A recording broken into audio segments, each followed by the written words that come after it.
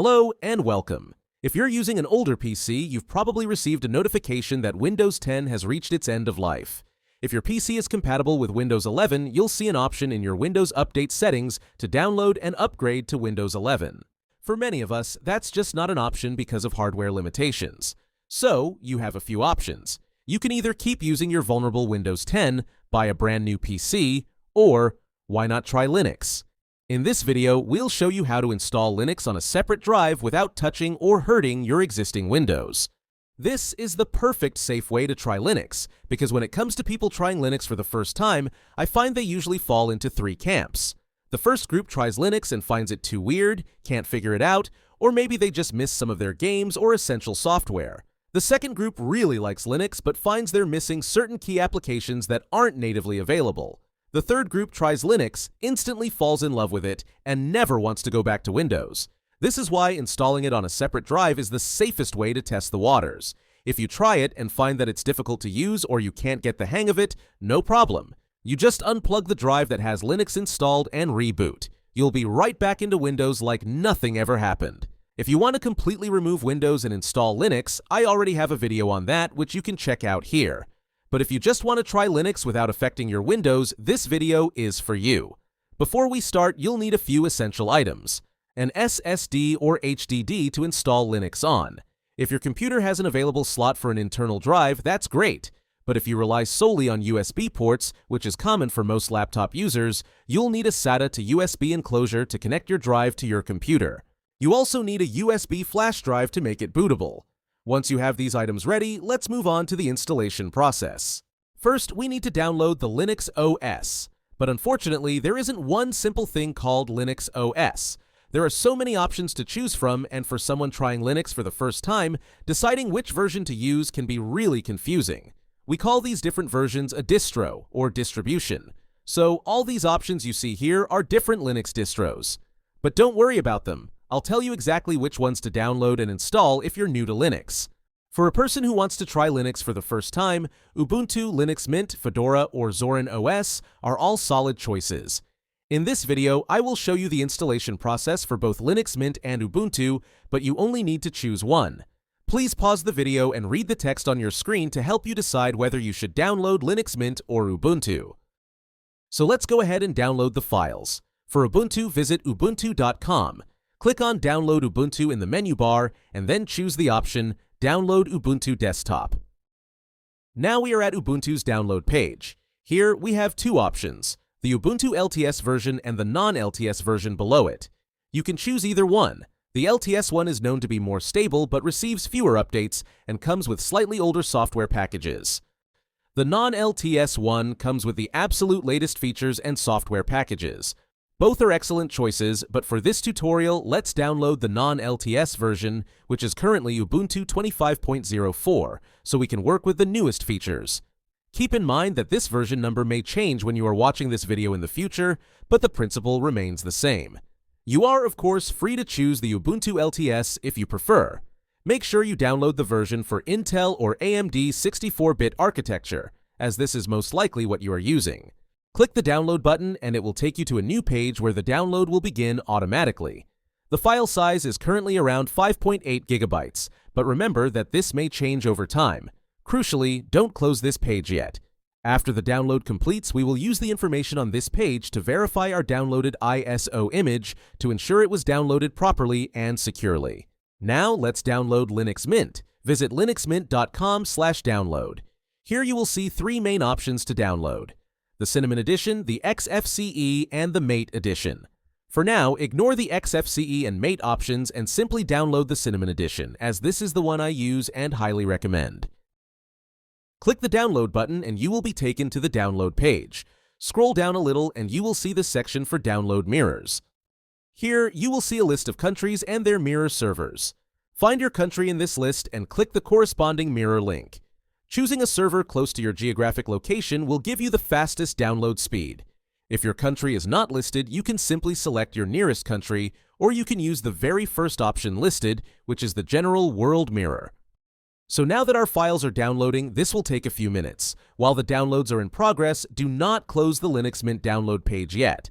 After the file finishes, we will use the information on this page to verify the Mint ISO image to ensure it is authentic and hasn't been corrupted. So please keep this page open. Now that our file has finished downloading, let's go ahead and verify them. First, if you chose Ubuntu, go back to the Ubuntu download page and click on the Verify Your Download option.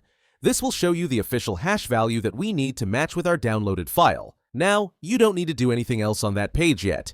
Minimize the browser window and open your File Explorer. Navigate to your Downloads folder. Here, I have my Mint and Ubuntu files, but you will likely only have the one you chose. To proceed, we need to open the PowerShell in this folder. Press and hold the Shift key on your keyboard and then right-click. If you see the option Open PowerShell window here, click on it.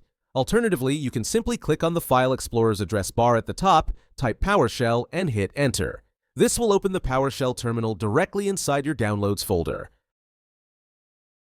In your terminal, type ls and press Enter to check your downloaded ISO file is listed there. Now, you need to execute the hash command. The command is this. You can either type this manually or you can copy it from the description below this video. After copying it, paste it to your terminal and replace this with actual name of your ISO. The fastest way to do this is to type the first few letters of the ISO file name and then hit the Tab key. The terminal will automatically fill in the full file name for you. Now, press Enter and wait a few moments. The terminal will process the file and display the SHA256 hash value for your ISO image. Once the hash appears, you need to copy this value. Remember, you cannot simply press Ctrl+C in PowerShell. Instead, use the shortcut Shift+Ctrl+C to copy the hash from the terminal. After copying it, paste it somewhere like in your notepad. So, here I have pasted the calculated hash into my Notepad app.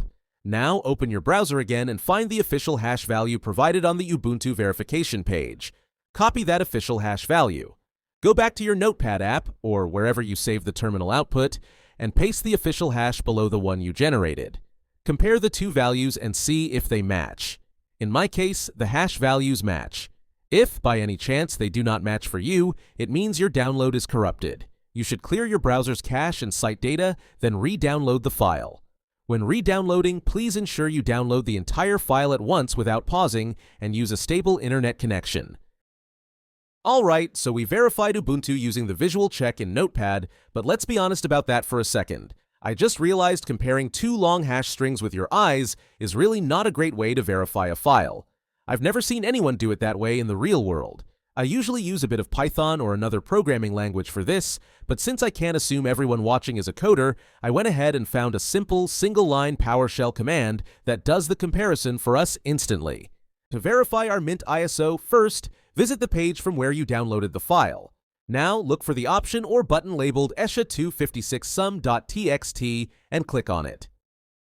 This action should open the text file with the New Browser tab. Or maybe your browser simply download the .txt file. Either way, open the resulting text file. From this file, locate and copy the hash code specifically for the Cinnamon edition, as that's the version we downloaded. Once you have copied that official hash, return to your PowerShell terminal. Now, we will execute the single command that performs the automatic comparison. Type this command into your terminal. Command is also available for copy-paste in the description below the video. You have two simple edits to make. Replace the placeholder file name with your actual Linux Mint ISO name. Change the text inside the final single quotes. Delete that placeholder text and replace it with the official hash value you just copied from the Linux Mint website. Hit Enter. Within a few seconds, the terminal will give you a simple true or false result, confirming your download status. If the terminal returns true, that means we are good to go. Your download is complete and verified as authentic. So, now let's move on to the next step, making our USB drive bootable.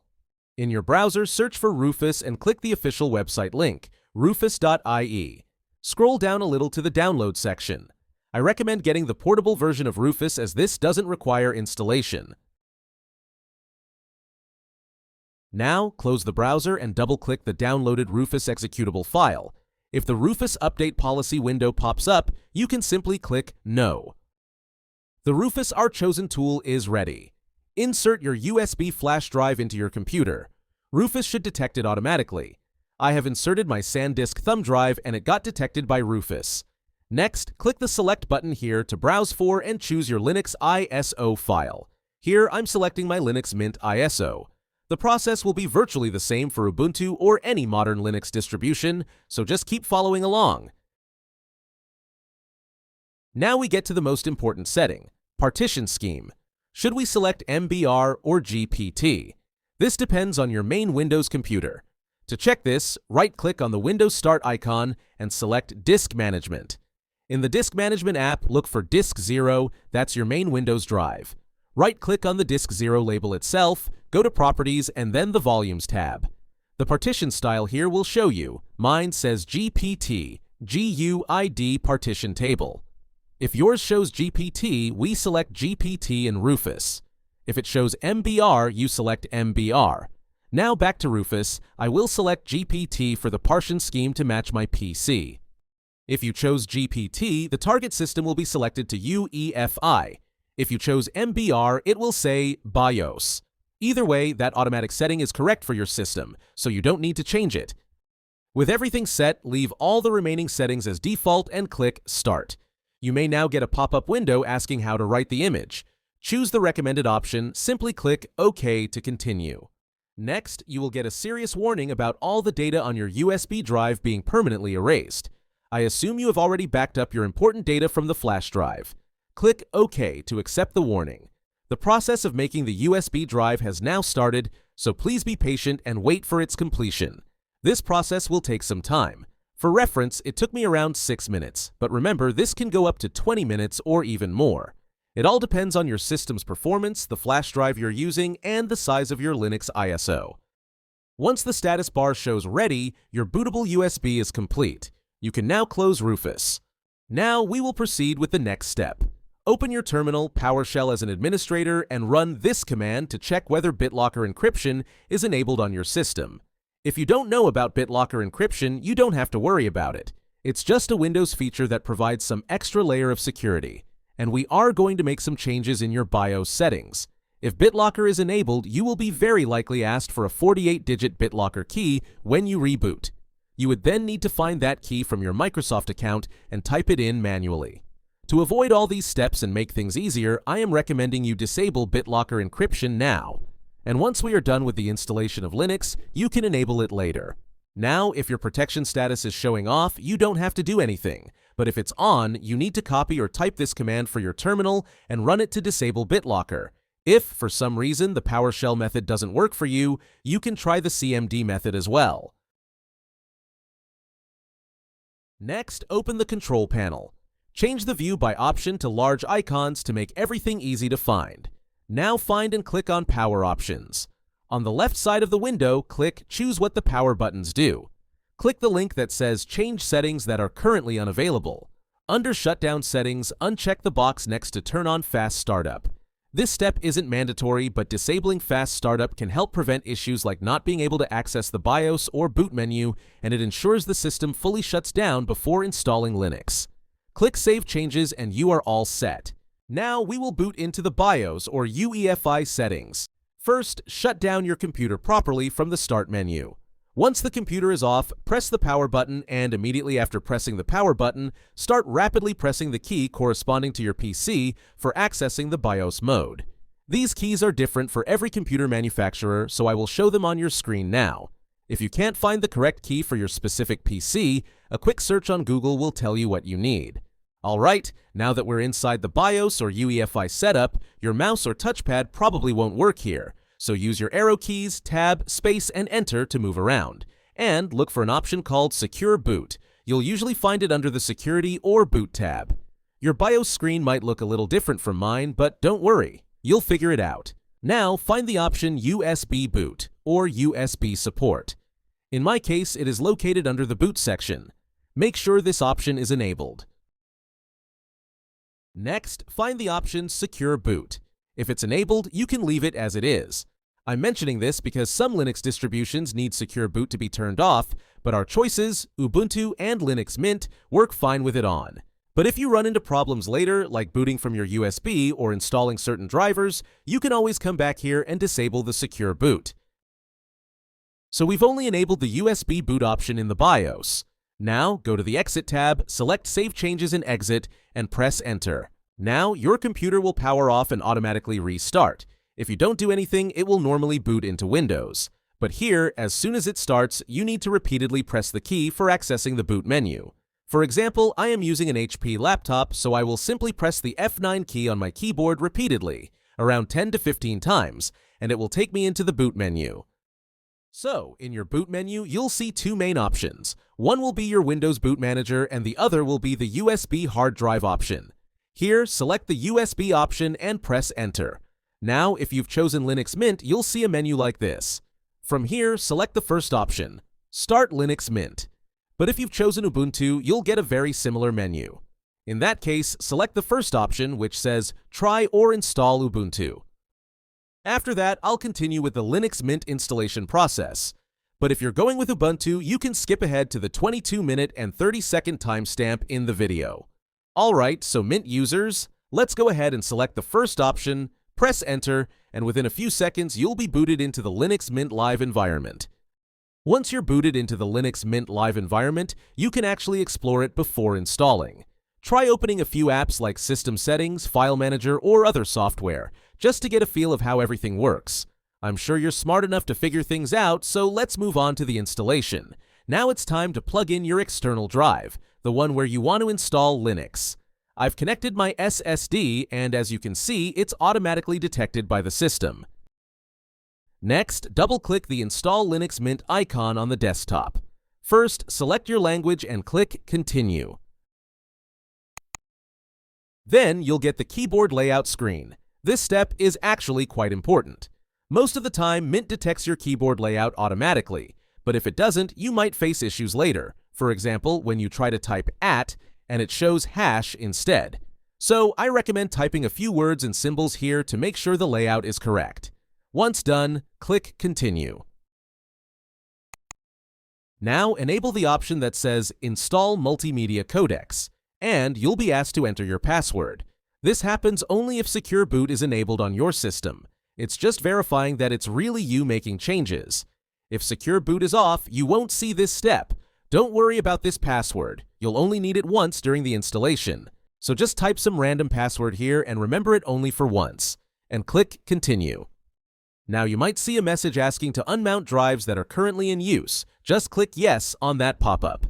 Next comes a very important step, the installation type screen. Here, select the option Something Else.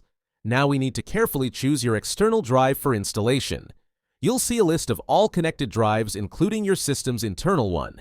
If your external and internal drives have very different capacities, it's easy to identify them.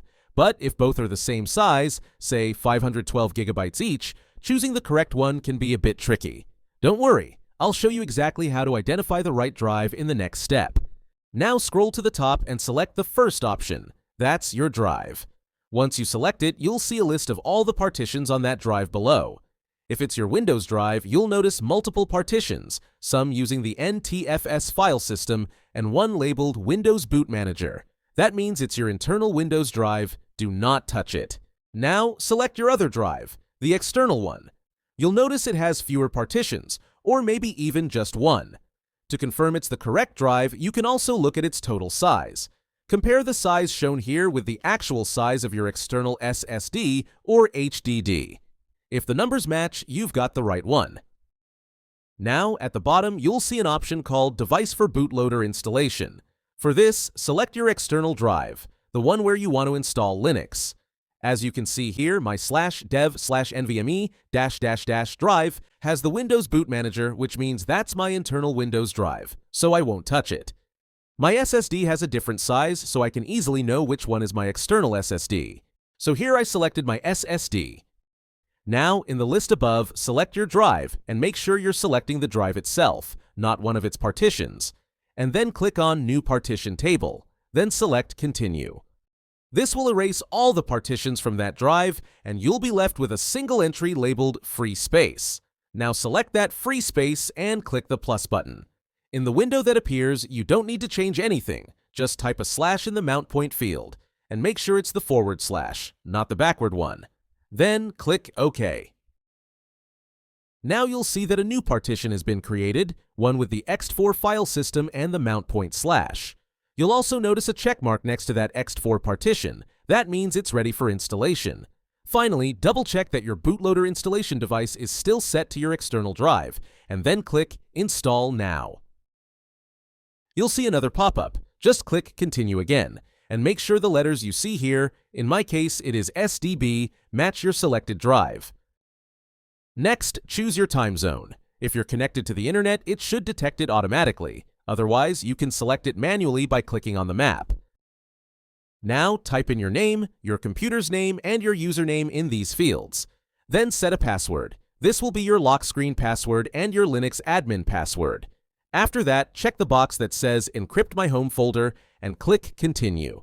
The installation will now begin. It usually takes around 10 to 15 minutes, so just wait until it completes. Once the installation finishes, you'll see a message saying Installation Complete. Click on Restart Now. Now it will show you a message. Please remove installation medium and press Enter. So, remove your bootable flash drive and press Enter. Now your computer will restart. As soon as it does, start pressing the key to open your boot menu. Otherwise, your system might just boot into Windows by default. Once you're in the boot menu, you'll notice an option labeled Ubuntu. Don't worry, that's completely normal. Even if you installed Linux Mint, you'll still see Ubuntu here because Mint is based on Ubuntu. So just select that Ubuntu option and press Enter. Now you'll see a blue screen. This is where you need to enter the password you created during the codec installation. Select Enroll MOK option and press Enter. Then select Continue. Choose Yes when it asks to enroll the key, and finally enter your password. After that, press Enter and your system might restart. When it restarts, again open the boot menu and select the Ubuntu option. This time it will boot into Linux Mint. And if you don't want to open the boot menu every time, because yes, it's annoying to keep pressing keys, don't worry, there's a simple fix for that. I'll show you how in a moment. Congratulations! You've successfully installed Linux Mint. On your first boot, you'll see this welcome window. It helps you explore Mint's features, read documentation, and get support from the community. Oh, that's it for this video. I hope you'll explore and enjoy your new Mint system. If you have any questions, feel free to drop a comment. And if you're not a fan of Mint's default look, don't worry. Here's an example of how you can completely change its appearance. Yes, what you're seeing right now is also Linux Mint. So our Mint installation is complete here. Now, let's continue with the Ubuntu installation. Even though it's quite similar to the Mint installation, but if you have skipped that part, don't worry. Here's the full Ubuntu setup process. After you select Try or Install Ubuntu, within a few seconds, you'll boot into the Ubuntu Live environment. Once you're in Ubuntu, you'll see the installation window. Before starting the installation, I recommend exploring Ubuntu a bit. You can open the app library, try different applications, and see how everything works, explore the App Center or Ubuntu App Store, and see what softwares you have. And make sure you're connected to Wi-Fi if you haven't already. Once you've explored it a little, let's start the installation. Choose your language and click Next, then Next again. Now you'll see the keyboard layout page. Usually, Ubuntu automatically detects your keyboard layout, but it's a good idea to type a few letters and symbols to make sure everything matches your input. If it doesn't, manually select the correct keyboard layout for your system and region. Then click Next. Now, if you see a message saying an update is available for the installer, you can safely skip it. Next, click the option Install Ubuntu and continue. Now, select the Interactive Installation option and click Next. You'll now see a page asking which apps you'd like to install. I recommend choosing the Extended Selection option. It includes all the essential applications that make your system more complete and user-friendly. I don't recommend selecting the default installation because it comes with very few apps. Later, you might find yourself missing basic utilities and won't always know which ones to install, especially since many apps you're familiar with on Windows won't be available by default here. So, while I'll continue this tutorial using the default installation, I strongly suggest you select the extended selection for your setup. Next, you'll be asked whether to install the recommended proprietary software. Select both checkboxes and click Next. Now, you'll reach a very important setup screen. At this point, if you haven't yet connected your external drive, HHD or SSD, the drive where you want to install Linux, please connect it now. After connecting your drive, if you don't see any notification or aren't sure whether it's detected, simply press the Windows key twice to open the search bar, then type Disks and open that app. Inside the disk app, make sure your external drive, the one you want to install Linux on, is listed here. Once you confirm that, go back to the installation window. Now, carefully select the option Manual Installation and click Next. Here you'll see a list of all the drives connected to your system. If the drive you want to use has a different storage capacity than your other drives, you can easily identify that drive. But if two drives have the same size, this step can be confusing, and it's critical not to choose the wrong one, because if you accidentally select your Windows drive, your Windows system, files, and data will all be erased. Here's how to identify the correct drive. Your Windows drive usually has multiple partitions, with some of them labeled NTFS. One of those partitions will also have a label named Windows Boot Manager. That's the clear sign it's your Windows system drive, so do not select or modify that drive. Now, I hope you can easily identify and select the correct drive for your Linux installation. Once you've selected your drive, click New Partition Table to continue and click OK to create new empty partition. Now your drive will have one large free space partition. Now, select that free space, make sure it's highlighted, and click the plus button. In the new window, next to the mount point, you just have to type a single /. That's it. Now click OK. You'll see that your selected drive now has two new partitions, one formatted as ext4 and the other as FAT32. That means we're good to go. Next, in the bootloader installation section, select the same drive where you're installing Linux. So here, I'm selecting my external drive. Once that's done, click Next. Here, enter your name and your computer's name. It can be anything, like Apple, Banana, or Orange. Then, create your username, and type your password. This will be the password you'll use to log into your Linux system and also act as your administrator password. Once done, click Next. Now select your time zone and click Next. After that, it'll show you a quick summary of all the settings, what changes will be made, and where Ubuntu will be installed. Take a moment to review everything and make sure your Windows drive is listed as unchanged. Once you've confirmed that, click the Install button. The installation will now begin, and it usually takes around 5 to 15 minutes depending on your system speed. When it's done, you'll see a message saying, Ubuntu has been installed and is ready to use. Just click Restart Now. Now it will show a message saying, please remove the installation medium, then press Enter. So remove your bootable USB drive and press Enter. Your computer will restart now. As soon as it restarts, start pressing the key repeatedly for the boot menu again, just like you did earlier. In the boot menu, select the Ubuntu option and press Enter. Within a few seconds, you'll be booted into Ubuntu from your external drive. And here we are, successfully booted into Ubuntu. The first thing I recommend is to check for updates and install them if available. After that, feel free to explore your new system. Now, if you want to boot back into Windows, simply power off your computer, unplug your Linux drive, and turn it on again. Your system will boot straight into Windows as usual. Now, you might not like having to open the boot menu every time you want to use your Linux system. So here's how you can skip that step. This way, whenever your Linux drive is connected, your computer will boot directly into Linux. So first, boot your computer into BIOS again. Look for the option called Boot Order or Boot Priority. Once you are there, you'll usually see some on-screen instructions to move the options up or down. Now move your USB flash drive hard disk option to the top of the list. In some cases, you might see your external SSD listed by its brand name. If so, move that one to the top instead. In my case, I just press F5 and F6 to move the boot options, so I've placed my USB drive option right at the top. Once you've done that, save the changes and exit the BIOS. From now on, whenever your Linux drive is connected, your computer should automatically boot into Linux. And if the drive isn't connected, it will simply skip it and boot into Windows as usual. But this doesn't always work on every system. Some computers still prioritize Windows Boot Manager, even if you've moved the USB option to the top. In that case, you'll still need to open the boot menu manually when you want to start Linux. There are also other advanced ways to set Linux as the default boot, like editing the UEFI boot entries or using tools such as BCD Edit in Windows. But that's a bit more complicated, and we'll skip that for this video.